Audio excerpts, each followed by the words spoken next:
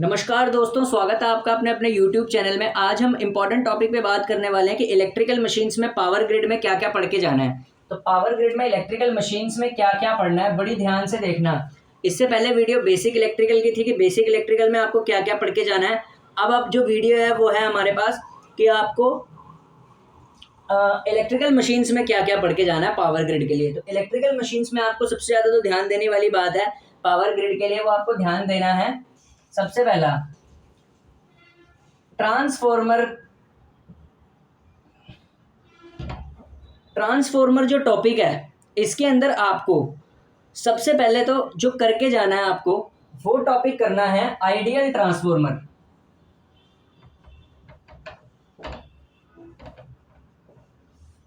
Transformer के अंदर ideal transformer पूरा का पूरा पढ़ के जाना है भैया। जो बंदा आइडियल ट्रांसफॉर्मर नहीं पढ़ेगा वो मुंह की खाएगा, ठीक है। आइडियल ट्रांसफॉर्मर से रिलेटेड कंडीशन पूछता है पावर ग्रिड की। आइडियल ट्रांसफॉर्मर में अगर 100 वाट पावर हमने प्राइमरी पे देखी तो सेकेंडरी पे क्या मिलेगी सबको पता है। अगर ट्रांसफॉर्मर आइडियल है, पावर ट्रांसफॉर्म बिल्कुल उतनी ही करेगा, ठीक है। नेक्स्ट होता है आइडियल ट्रांसफॉर्मर हो गया, ठीक है। फिर इसमें जब आइडियल ट्रांसफॉर्मर की कैरेक्टरिस्टिक सब कुछ आप पढ़ जाएंगे, उसके बाद एक्चुअल ट्रांसफॉर्मर पढ़ना है,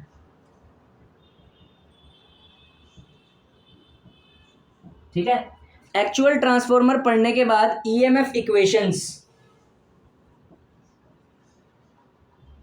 अब कह रहे हो यार ईएमएफ इक्वेशन तो बड़ी आसान है, इसमें क्या पढ़ना है, इसके न्यूमेरिकल्स। न्यूमेरिकल्स कौन से, दो टाइप के होते हैं इस पे, वो दोनों टाइप लिख रहा हूं। एक E is equals to 4.44 F by M N1 equation होती है ना, इस पे न्यूमेरिकल देगा, E दे देगा, फ्लक्स पूछ लेगा, या फ्लक्स देगा तो E पूछ लेगा, ठीक है, ऐसे करके। दूसरा एक इक्वेशन होती है E2 by E1 is equals to N2 by N1 is equals to I1 by I2। इस पे डायरेक्ट न्यूमेरिकल पूछेगा। सेकेंडरी करंट दे देगा ट्रांसफॉर्मर का, सेकेंडरी कुछ भी दे देगा, इसमें से पूछेगा एक टर्म फाइंड आउट करने को। तो भैया इस पे न्यूमेरिकल कर जाना, इन दोनों पे न्यूमेरिकल्स लिख दिया मैंने, ठीक है, ऐसे एरो मार के। इस पे न्यूमेरिकल्स आएंगे, करने पड़ेंगे, ठीक है। इधर बंदा एक्सपीरियंस बैठा हुआ यही आएगा, ठीक है। उसके बाद जब आप इतना पढ़ लेंगे ट्रांसफॉर्मर के अंदर, एफिशिएंसी वाला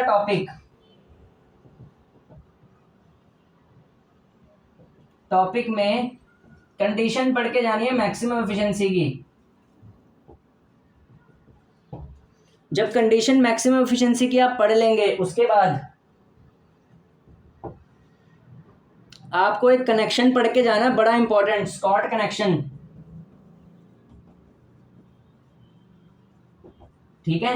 इसमें क्वेश्चन पूछता है ट्रिकी, टीजर पे कितने टर्न्स होते हैं, ठीक है, और जो मेन होता है उसमें क्या रिलेशन होता है, टीजर ट्रांसफार्मर होता किस लिए यूज है, स्कॉट कनेक्शन, ठीक है, ठीक है। तो स्कॉट कनेक्शन की विद एप्लीकेशंस भी पढ़ के जानी है।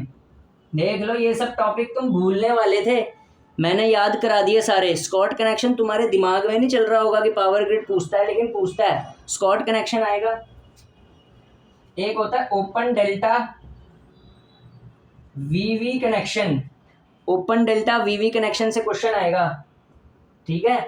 ओपन डेल्टा वीवी कनेक्शंस की कैरेक्टरिस्टिक्स पढ़ जाना, इसके कुछ कुछ पॉइंट्स होते हैं वो पढ़ जाना, ठीक है। उसके बाद, ठीक है, ओपन डेल्टा वीवी कनेक्शन पूछता है पावर ग्रिड, ठीक है। उसके बाद पैरेलल ऑपरेशन ऑफ ट्रांसफॉर्मर पूरा अच्छे से पढ़ना है। जो ये नहीं पढ़ेगा ना वो फेल होएगा मशीन्स में।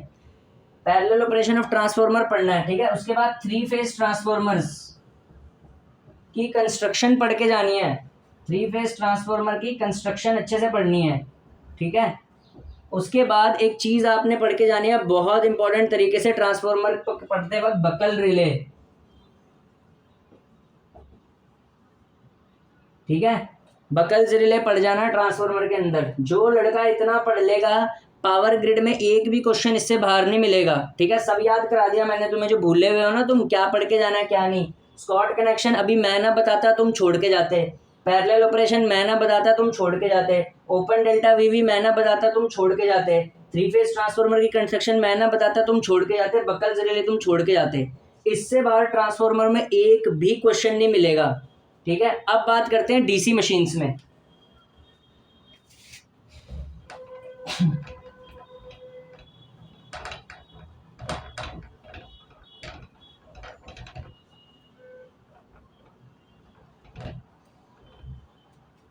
मुझे सबसे आगे होना चाहिए था यूट्यूब पे समंदर वगैरह वालों से भी, लेकिन अब मैं पीछे हूँ। बताओ, क्वालिटी कंटेंट होने के बावजूद मैं पीछे हूँ। समुंदर देख लो कितनी आगे है, उसकी फैन फॉलोइंग देख लो, हाथ जोड़ते हैं बंदे आगे। ठीक है, बिना कंटेंट के चैनल पे हाथ जोड़े जाते हैं, देख लो। ठीक है, डीसी मशीन्स देखो अब ध्यान से।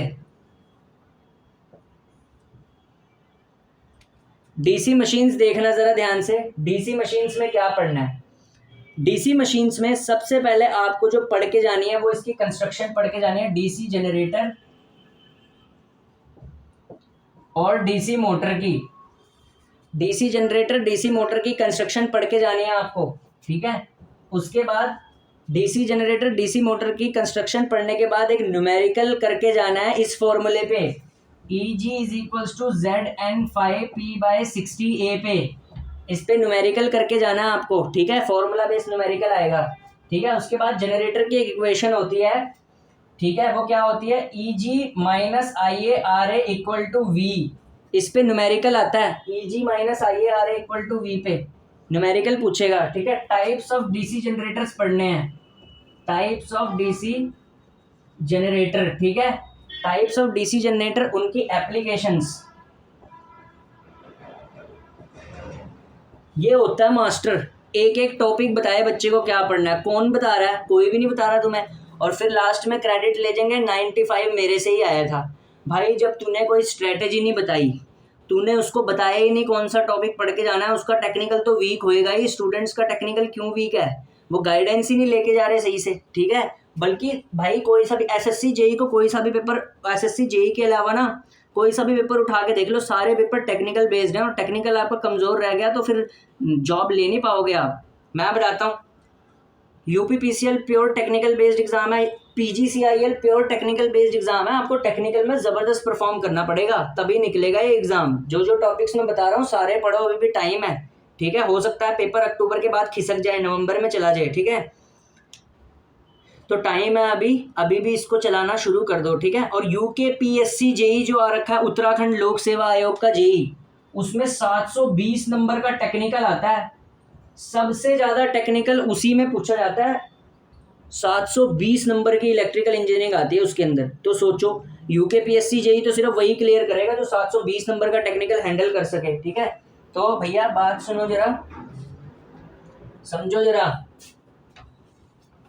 टाइप्स ऑफ डीसी जनरेटर पढ़ के जाने हैं। ठीक है, एप्लीकेशंस पढ़ के जानी है टाइप्स ऑफ डीसी जनरेटर्स की। ठीक है, अब दो टॉपिक बड़े कॉमन होते हैं पर आप स्किप करते हो उन्हें। Armature reaction. अब कहोगे जी आर्मेचर रिएक्शन तो सारे पढ़ते हैं, सारे बच्चे आर्मेचर रिएक्शन पढ़ेंगे, सिलेक्शन किसका होगा? रेमेडीज पढ़ के जाएगा जो आर्मेचर रिएक्शन की। रेमेडीज भी पूछी जाती है, रेमेडीज ऑफ आर्मेचर रिएक्शन, ये पढ़ के जाइए, ये पढ़ के जाना है। रेमेडीज पढ़ के जानी है आर्मेचर रिएक्शन की। उसके बाद कम्यूटेशन।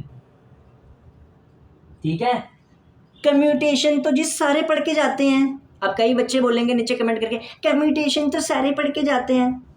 कम्यूटेशन सब पढ़ के जाएंगे, इसका ग्राफ कौन पढ़ेगा? ये लो लिख दिया, तुम्हारे सारे मन की जो तुम भूल के जाओगे ना टॉपिक वो तक लिख दिया। इसके बाद भी अगर किसी ने ये बोला ना कि तूने ये नहीं बताया, तुम्हारी अपनी गलती होगी। कम्यूटेशन का ग्राफ पढ़ लेना, बुक में मिल जाएगा। अब तुम्हारी जो भी होगी, कम्यूटेशन का ग्राफ होता है ना, जो आइडियल कम्यूटेशन, एक्चुअल कम्यूटेशन, वो वाला। ठीक है, कम्यूटेशन का ग्राफ। ठीक है, कम्यूटेशन का ग्राफ। उसके बाद डीसी मोटर पे आ जाओ।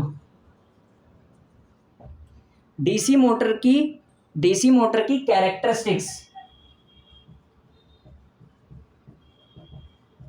ज्यादा कैरेक्टरिस्टिक्स डीसी मोटर की पूछता है। ठीक है, डीसी मोटर की सारी कैरेक्टरिस्टिक्स पढ़ के जानी है, डीसी मोटर की कैरेक्टरिस्टिक्स। उसके बाद एप्लीकेशन, ठीक है। तीसरा आता है स्पीड कंट्रोल। स्पीड कंट्रोल पढ़ के जानी है, ठीक है। और एक चीज सारे पढ़ जाएंगे, तुम जैसे भोंदू सब कुछ पढ़ जाओगे यहाँ तक पे भी, फिर एक चीज छोड़ दोगे। अब वो भी ना पढ़ी, वो भी लिख रहा हूं, तुम्हारे मन की बात है। वार्ड लियोनार्ड कंट्रोल सिस्टम,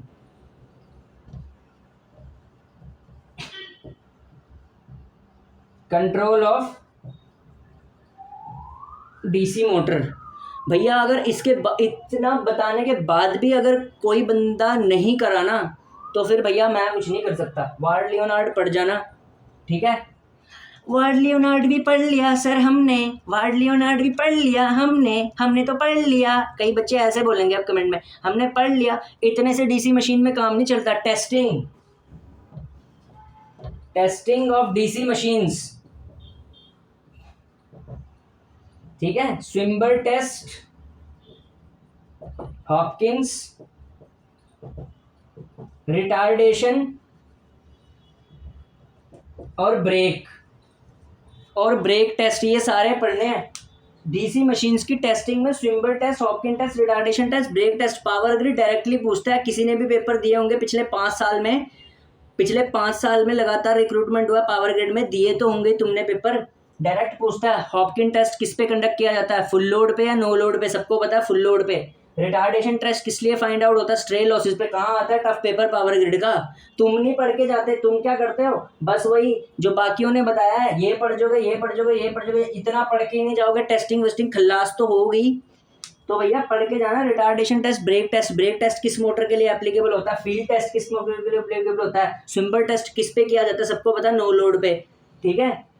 तो किस मोटर के लिए स्विम्बर टेस्ट एप्लीकेबल नहीं होता, तो भैया थोड़ी सी खोपड़ी भी तो चलाया करो। स्विम्बर टेस्ट किस पे किया जाता है, नो लोड पे, और नो लोड पे किसको नहीं चलाते, डीसी सीरीज मोटर को। तो स्विम्बर टेस्ट सीरीज मोटर पे नहीं होएगा, ठीक है। थोड़ा सा बेसिक अच्छे रखा करो यार, अपने ब्रशअप किया करो। कोई मुश्किल नहीं होता टेक्निकल एग्जाम, बच्चे भी टेक्निकल में बहुत कम है, आराम से यार, ठीक है, सब निकाल दोगे तुम, ठीक है, कोई दिक्कत की बात नहीं है। तो ये इलेक्ट्रिकल मशीन पार्ट 1 डिस्कस किया है, क्या क्या पढ़ के जाना है। अब पार्ट 2 में मैं सिंक्रोनस मशीन और इंडक्शन मशीन के लिए अलग वीडियो बनाऊंगा, ठीक है। तो ये इलेक्ट्रिकल मशीन पार्ट 1 हो गया, जिसमें मैंने ट्रांसफार्मर और डीसी मशीन के लिए बनाई। इसको पढ़ लेना, यही आएगा पेपर में, ठीक है। मुझे समुंदर से आगे होना चाहिए था, तुम्हें लेके जाना है यार मुझे आगे, ठीक है, क्योंकि वो ये सब नहीं बताता यार। पर उसकी फैन फॉलोइंग बड़ी जबरदस्त है यार, मैंने देखी है, उसकी फैन फॉलोइंग बहुत मस्त है। अब पता नहीं क्यों मस्त है, किस लिए मस्त है, ठीक है। Thank you.